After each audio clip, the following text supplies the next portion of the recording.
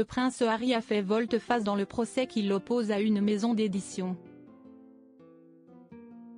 Une décision très étonnante.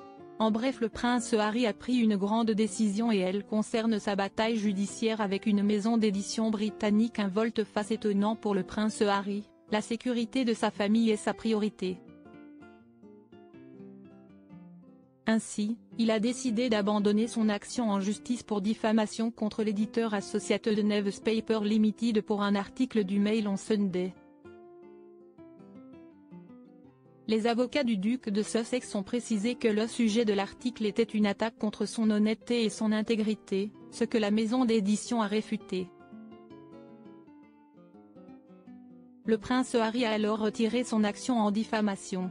Depuis, l'audience principale relative au contrôle judiciaire du duc a eu lieu et nous attendons la décision finale quant à savoir si RAVEC, le comité exécutif pour la protection de la royauté et des personnalités publiques, a agi légalement en ce qui concerne sa sécurité.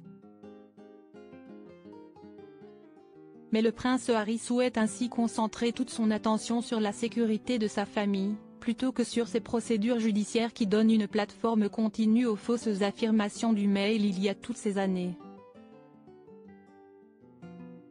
Le retrait de son dossier par le prince Harry intervient un peu plus d'un mois après qu'il a perdu une tentative visant à faire rejeter par un juge la défense de l'opinion honnête dans le. D'autant que le juge a conclu que l'éditeur avait une réelle chance de réussir à démontrer lors d'un procès que les précédentes déclarations de presse du prince Harry étaient une description trompeuse de son dossier contre le ministère de l'Intérieur. Ainsi, à la suite du jugement, le juge a déclaré que le duc devait payer les frais de justice à la société d'édition liée à sa tentative échouée de faire rejeter sa défense. Le prince Harry va-t-il sortir de sa torpeur judiciaire?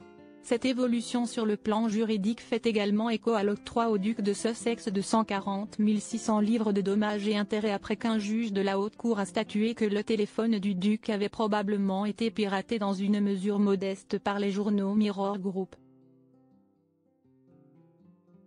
Le prince Harry intente également des poursuites distinctes devant la haute cour contre ANL et News Group Newspaper pour des allégations de collecte illégale d'informations.